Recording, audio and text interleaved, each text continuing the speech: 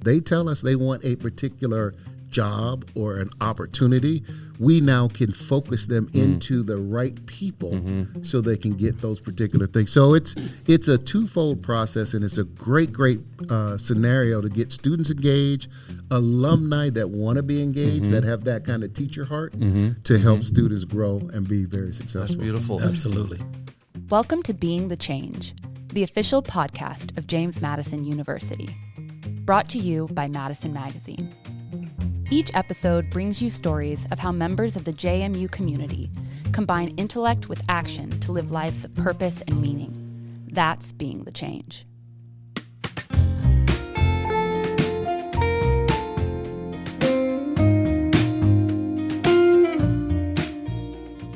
What's up, JMU? Andy Perrine here. Welcome to Being the Change. This episode is a very interesting one about how alumni can make a really big difference at JMU. And we're here with three guests. We're here with Charles May. He's the co-founder and immediate former past president of a group called the Old School Alumni Scholarship Group. They're a group that raise scholarships for students, and they do really good work on campus. Charles was on campus because he was winning an alumni award in late February, and coincidentally, he won the Being the Change award. He was honored at the alumni event on the 28th of February, and this Being the Change award celebrates alumni who demonstrate a real commitment to society. And Charles has done that in his career and in his affinity for James Madison University. He's class of 83, so that's why they're called Old School. In addition, we got Derek Steele with us, who's also an alum. You were 83 also? 84. 84. And you may recognize the name Derek Steele because he was on the JMU basketball team when we played North Carolina, when Jordan and Worthy were still on the team, and we should have won that game. That was a bad call at the end. Painful. Painful. Well, thanks for being here, Derek. And also with us is Dr. David Usuwansa. He is the Executive Director for Access and Educational Outreach at JMU. He's also a professor of history, and he's also the man who has created the summer program in Ghana, which is on the continent of Africa, and students go there all the time. And the story is going to weave its way to how these old school alumni have enabled the Ghana experience to flower in the way it has. So just to start, Charles, let me start with you. The Old School group is an alumni group. It's about 150 people. Why don't you give us a little bit of a background on how it came together and what it does? Andy, that was a heck of an introduction, man. So I want to start with that and say thank you so much for that. And we enjoy all of your episodes of Being the Change, and we're very honored to be here. Oh, thank you for being on the show. Yes, sir. So the Old School Scholarship Group, as we called it then, was formed around 2023, and that included myself, Derek Steele, and another one of our members by the name of Davina McLaurin, a 1985 graduate. And we were just looking at how JMU had changed over the years. And we thought that, okay, I've been in my career, Derek and Davina had been in their careers, and we loved JMU but had not been as involved in it.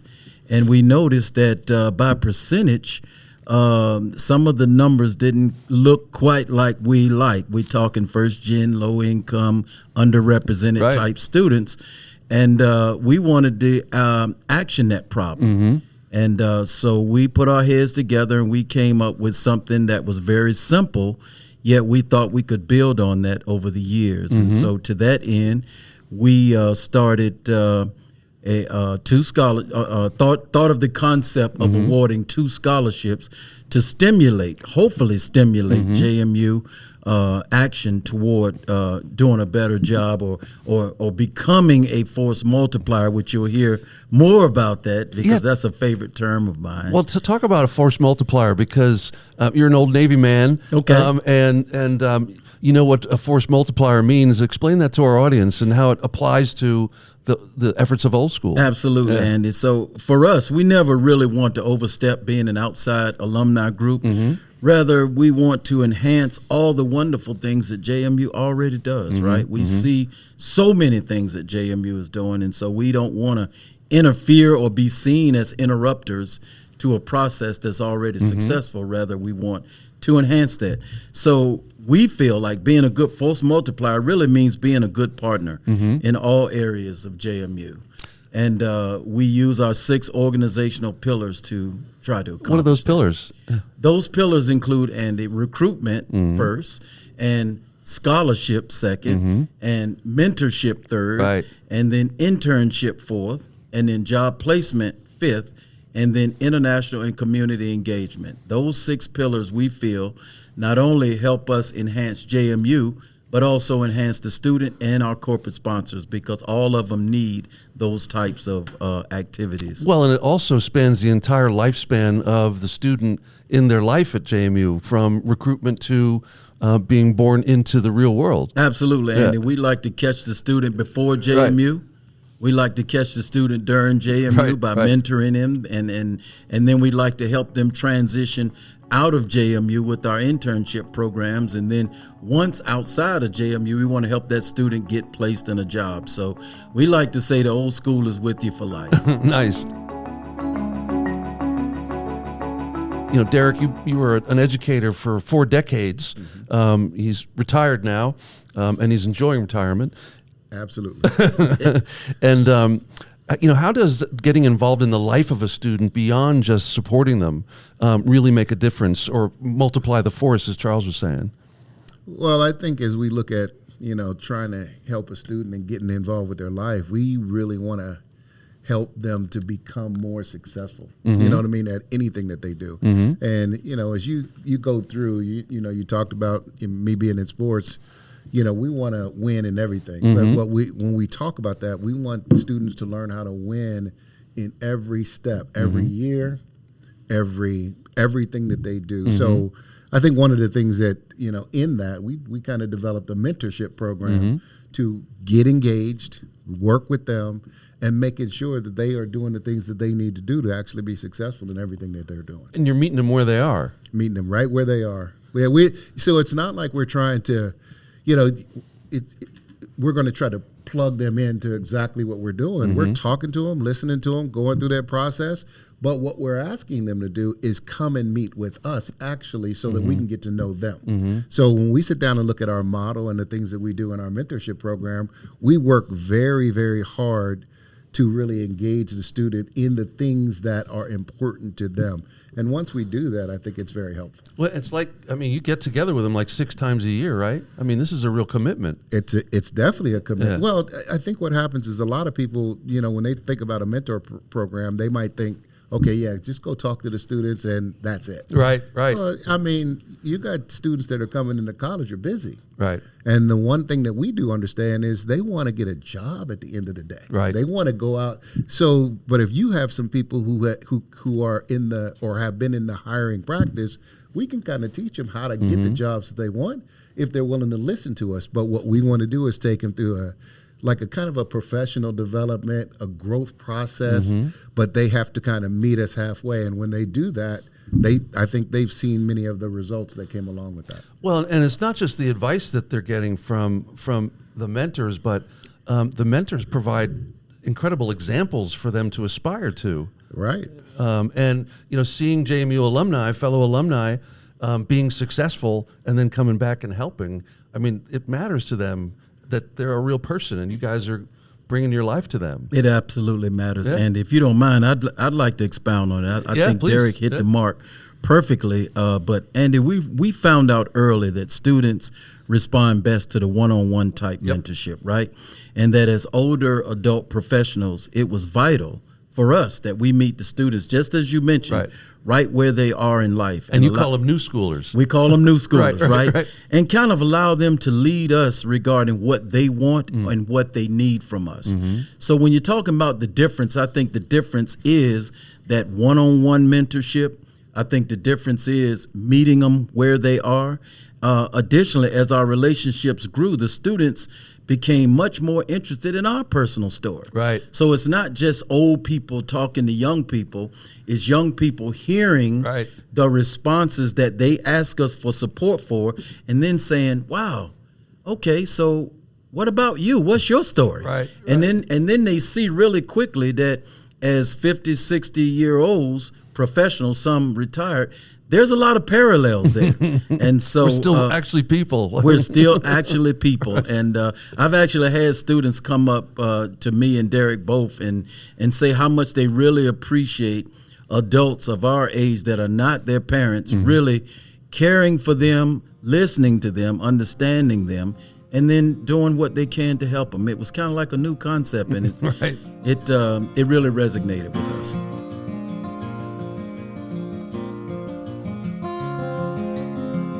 There's so many different stories that we have. I think as we, began the process with a few people, there's a young lady, and I'll just leave her name out. But Sure. there was a young lady who came in, and she came in to examine the old school, and she was very sheepish. She didn't want to. Okay, I'm not sure if I really want to even be involved, but I heard about you guys. I heard you're really good. She stepped in. She kind of, tapped her foot in, and then she said, "Oh, you guys are real. You guys are really, you do care enough. Okay, so let me find out a little bit more." And then as she started to do that, one of the things that we did is we said, "Okay, you seem like a really good leader. This is what we want you to do." And then what we So did, you challenged her. We did. We challenged her because of her skill set. Right. Right. You knew And she then could handle it. We knew she could handle it. We put her on stage as a mistress of ceremonies. And as she went through that process, oh man, she just grew. Blossom. Then she blossomed, and it was just perfect. But then the next year, she was so excited. She said, "Okay, if I could do this next year, I got a person I want to bring on." And she brought in another person. So when you Nice. start seeing, It's a force multiplier. you talk about force multiplier for real, because as you start seeing that, what students start to do is use their leadership skills that they already have, and they go out there and they start to recruit and start to listen to what the pillars are, and they start doing those same things. So when we talk about the new schoolers, they figure out what those pillars are, and they start using it within their process. Well, and you guys get a lot out of that too. I mean, the word philanthropy is thrown around a lot, and a lot of people think it's just money. But the definition of philanthropy is the love of man, the love of humankind, right? And when you turn somebody on, like you're talking about that young lady, there's no better feeling than that, right? No better feeling. And when you talk about the heartbeat of helping somebody, being successful, I think sometimes people miss this.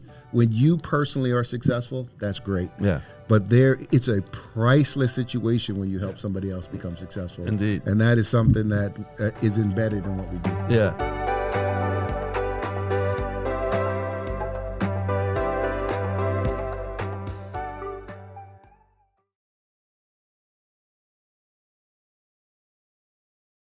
Derek, the way you describe that relationship or that mentorship with that student, it reveals that the old school is not a transaction between people.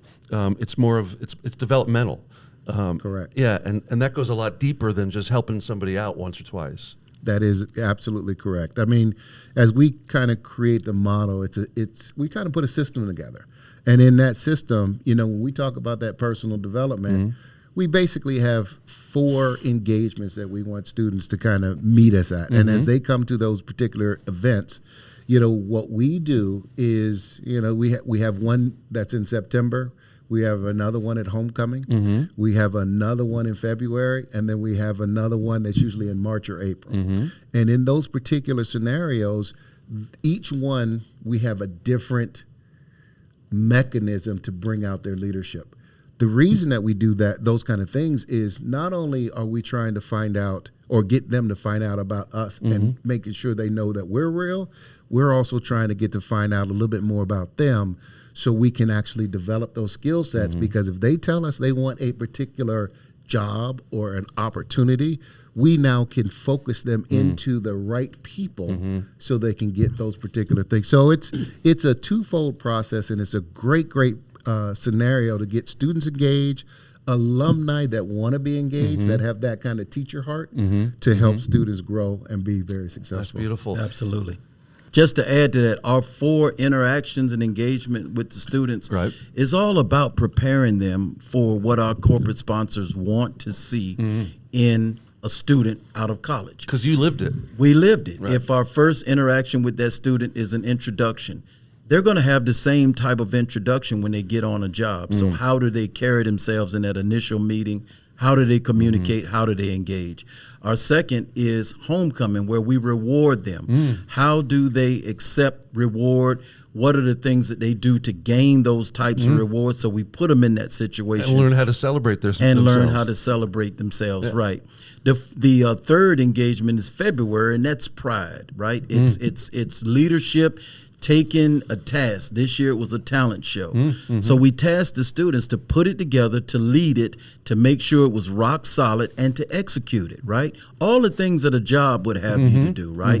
And working on a team. And working on a team, Right. that's right. And then our fourth engagement is at the Alumni Awards, where we host 30 or so of our cohort students so that they can engage with these distinguished alumni, almost like a job interview. Come sharp, look sharp, be ready, sell yourself. And those 4 engagements we've seen over the last 25 years pay dividends, because when these students come back, all they want to talk about is how those 4 engagements prepared them for what they were doing in their professional lives. Well, you talked about first generation earlier. For students who don't have somebody in their family, in their extended family, in their past, who never went to school, this must be an absolute godsend for those kids. You know, they call it the hidden curriculum. And if you didn't have somebody in your family that went to school, you got to figure this all out yourself. So this must be a tremendous boost for the first gen kids. Just to kind of mess with that a little bit, the thing that was very interesting for me, I was first gen, right? And you come to school nervous. Yeah. You don't know how to be successful in this environment. And you're not even sure you belong. You're not sure if you belong. Sports was very helpful for me because that was a place where I knew I had some confidence. But you still got to make it in the academic world. But you got to, and you also have to figure out at the end of the day, wait a minute, I got to be able to get a career out of this. There's got to be something on the backside. So as you come here and you are in that particular situation, underrepresented, first gen, anything like that, what happens is what we're talking about in the mentorship is confidence. We are developing that confidence that you have the skills. We want to bring that out in you so that you can go out there and actually execute when it's time for you to execute. Right. That's huge to a first gen.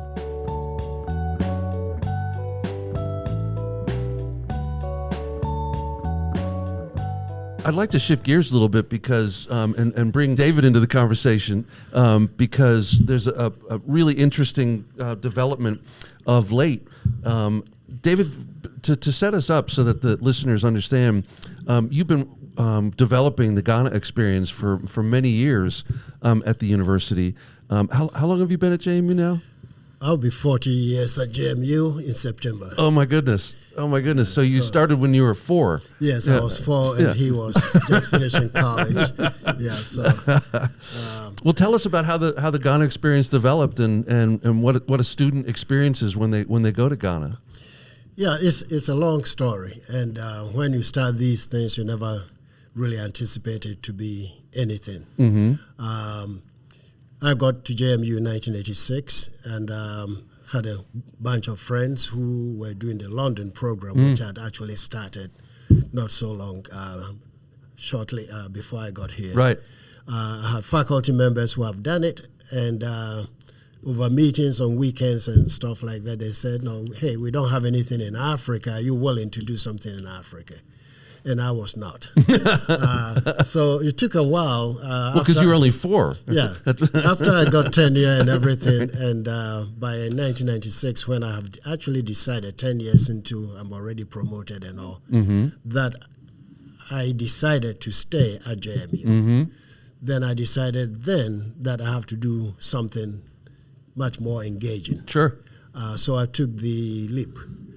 Worked with Kay Arthur, who was then the director for Study Abroad, and she understood it. So I did a research back in Ghana. We put together a program, and we took our first 10 students, which actually was satisfying because my chair of department, Maka Gargano, my colleague Skip Heiser, both of them contributed their family members who were great students to join us. Ah, so cool. that was a really confidence building. We did very well, and we have not stopped going to Ghana. There is a certain amount of sustaining commitment because it's not me doing it that is important, but students actually ready to go. And we have so many students who want to do these things but cannot afford it. So Dr. Lamont King, my colleague, when he went to Ghana in 1999, came back and his uncle in Philly asked him how many students were first generation, and he said none. So William M. King, physician in Philadelphia, decided that he has a charity trust, contributed the first $10,000 scholarship for us. And when he passed away, Lamont and his wife became trustees of the foundation. And when Lamont was retiring several years ago, and I wanted to honor him, I asked Foundation, how much money has we actually contributed over the years in support of scholarships to students who want to do the Ghana program? It came to about $268,000, and they wanted us to spend all of it. Faculty members who went for free for not taking summer stipends so that student fee wouldn't be too much. If you calculate both together, the first 25 years, we spent close to $500,000, okay? Then Old School discovered me. And here's how these two pieces come together. Yeah, they discovered me because, they are alum, they listen to things on campus, and I was very shocked 5 years ago or so when talking to Charles, because he has been introduced, I have been introduced to the group. And Charles says, February event is coming out, and we want you to be there. And I said, for what? No, he said, you'll see, we want you to be there.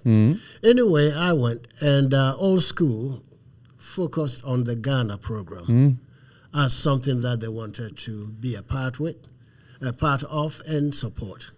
And at that event, as I talked about Ghana, everything, surprise, surprise, these two persons walk onto the stage, Steve and Nora Crouch, and presented a check of $25,000 in support of scholarships for the Ghana program, $5,000 a year for 5 years. And the Crouch is part of the Old School. Yes, the Crouch is a part of the Old School. And David, I'll just interject because you asked me earlier.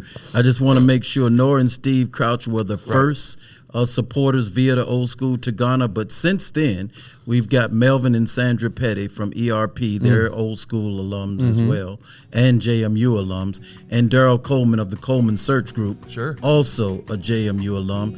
So the three of them form our initial sponsorship cohort of Ghana.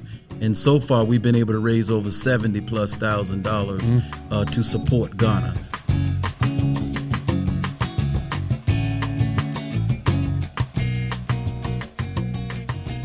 Until now, Old School supporting me and the Ghana program, and all the faculty who participated in the past who are not here. You know the London program. You know the Florence program. You know Malta, which Provost Covert and ISAT developed. We don't, and Edinburgh, actually, that general education supported. We don't have any program anywhere that if a faculty member is not leading it, a part of it, then it collapses. These are the only programs that the JMU actually puts money into in doing so. And by working with Old School, we are actually developing, and as one told me, for 30 years of doing the Ghana program, you have developed all the necessary infrastructure that actually makes this a viable program. So they have been in Ghana 2 times, and they can talk about the experiences and what we have done that makes this program something that can be built upon and transitioned into a bigger and better. We have internship that goes with it. And we have over 600 students over the years who have actually gone through it. either for internship or for the academic part. Yeah. So. Well, and that's what getting back to the force multiplier concept, I've actually been with a study abroad program, and to watch the students transform as they gain confidence, as they begin to figure out their way around, and they're not scared about getting lost. Some of these students that I had with me in Florence, by the end of the experience, they said, "I think I can do anything now." And for the old school to support this program so that it is in perpetuity and doesn't wither after Dr. Usuansa decides to retire after 40 years here at JMU, that's huge. That's a remarkable force multiplier, wouldn't you say, Charles? Well, I would absolutely say that, Andy, and that was the challenge that Provost Covert kind of gave us when he found out that the old school was partnering with David. He wanted to make sure that the program was sustainable, and if it is sustainable, how? He wanted to make sure that we could help build the type of program with the right type of infrastructure that would make it an easy investment for JMU, right? And sustainable. And sustainable. So 3.5, 4 years down the road, I think we're well on our way to proving that. We call this 3-year pilot program that we're embarking in now as the Ghana experience, right? It kind of leverages David's previous 26, 27 years in Ghana, the last 4 being the Ghana experience, which was also a old school pilot program, which was to prove the concept of why Ghana. So in Ghana, a person that goes through the Ghana experience is going to be introduced to the whole of Ghana as a tourist, as a historian, as a student, as political scientist, just a whole gamut and myriad of things. And when you think about Africa and Ghana, there's so much myth and so much sometimes fear, right, about the continent. But we found that the students, once they actually take the plunge, and we're talking about all students, not just black students, we're talking about all students. Right. They become, just like you said, confident. They feel like they can do anything. They've busted down these myths and they bringing it back. And now people who were once afraid because they didn't really know anybody. Africa's a mystery to some. It's a mystery, right? But once you break down those walls, you find that the students become very, very motivated to experience Ghana the way that Africa and Ghana should be experienced. And I know Derek has some comment on that as well. Oh, yeah. I mean, as an educator, when you sit down and you look at the platform that Ghana brings to the table, what happens is I just see it as an imperative. I see it as imperative because I think what JMU has is they have an institutional strategic plan of stewardship, right? And they want to help as many kids, but they say they want to help all kids. The challenge that you have is you have a lot of kids who know the program is there, but sometimes they don't think that you're talking to them. So what we want to do is make sure, as you know, with the underrepresented students, with the a student who does not feel like they are involved or this is something you guys or are have talking permission to. They don't know that until like maybe their junior year or senior year. We want to talk to them as freshmen and say, yeah, we're talking to you, right? And we want to give them an experience because at the end of the day, this is a global economy. And if you don't get those global experiences, you're behind in the 8 ball. That's why it's an imperative to me. So as we go through, we want to make sure that students have the opportunity.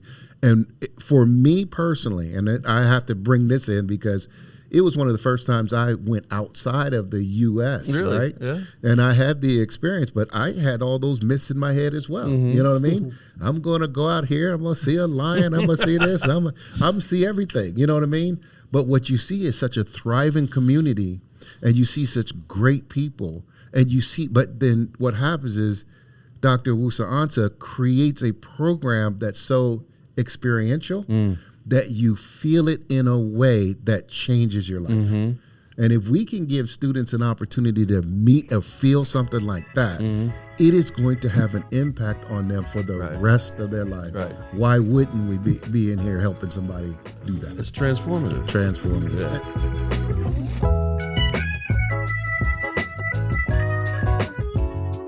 Well, Charles, what's next for Old School? You guys are getting your hands into a lot of things and help a lot of kids.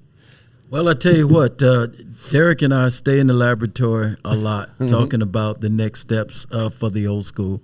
And we don't like to get too far ahead. Yeah. So what we're really, really looking at is transforming this 3-year pilot program called the Ghana Experience into a partnership of JMU, Old School Alumni Scholarship Group, University of Ghana, and the Ghana team into the Ghana Center, gateway to academic excellence in Western Africa.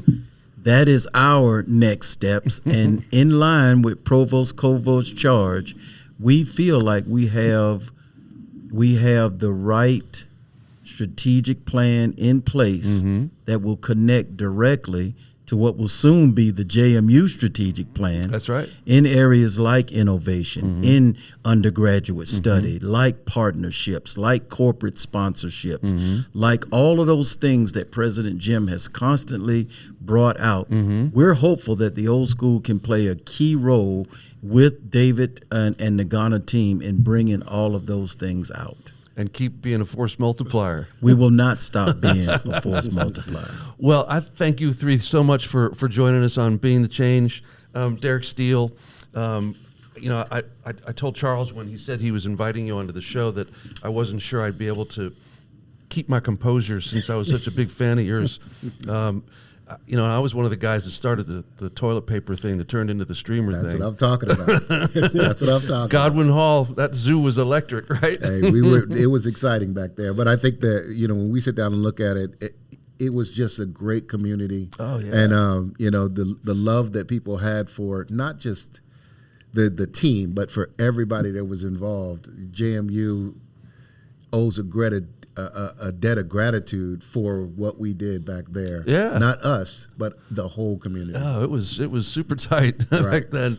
And Charles May, thank you for being here, and congratulations on your Being the Change Award. Thank you. Very well deserved. Thank you, Andy. We're all real proud of you. And David Uwansa, colleague of mine, long time running. It's so great to have you on the show. Thank you. And thanks for what you've done connecting us to Ghana and Africa. So listeners, remember, if you've got any ideas for other shows, or if you just want to be in touch, you can reach us at beingthechange@jmu.edu. Until next time, go Dukes. Go Dukes.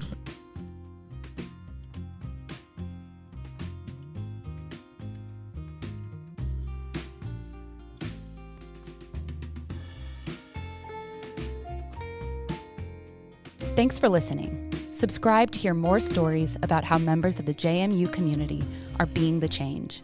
Dive deeper and explore countless other stories at jmu.edu/Madison Magazine. Go Dukes. The Being the Change podcast was conceived by Jim Heffernan, editor of Madison Magazine, and me, Andy Perrine, head of JMU Marketing. Thanks to Jenna Polk and her team at the Rose Library Studios, where the show is recorded by Cody Troyer, Steve Adderton, and Olive Santos, all of the crazy talented JMU photo video team, who then produced the final episodes at the Ice House in downtown Harrisonburg. Original music by 2019 alumnus Neil Perrine. You can find the Being the Change podcast on all the popular platforms, where we hope you'll like, share, and subscribe.